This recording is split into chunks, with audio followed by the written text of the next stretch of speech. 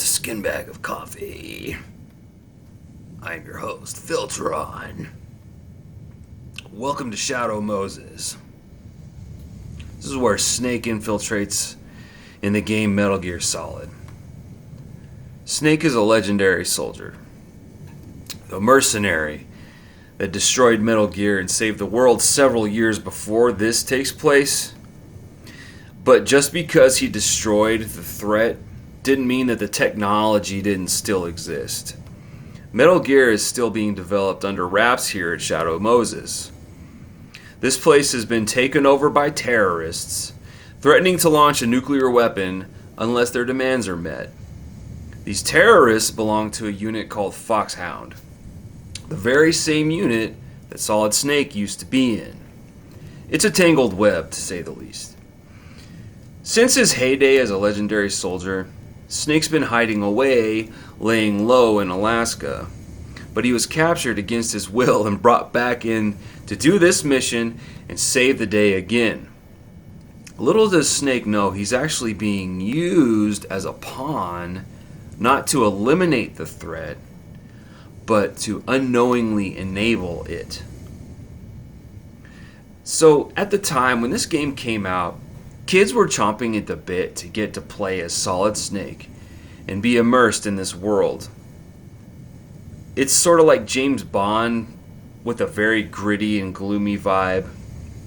And this was around the same time that GoldenEye was out for N64, which was enormously popular.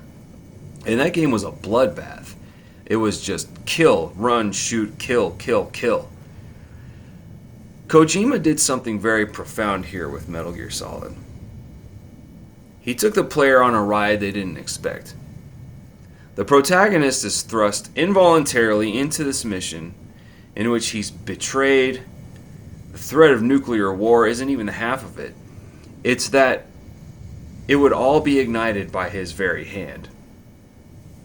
This is what Snake has to overcome.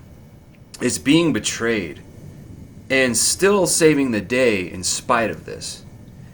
Now, a subtle nuance is that within the game, there's a virtual training simulator, indicating that the game serves as sort of an allegory for the simulation theory. The game acknowledges that it's a simulation, a program. It does this with several fourth wall breaks and references to the PlayStation console itself.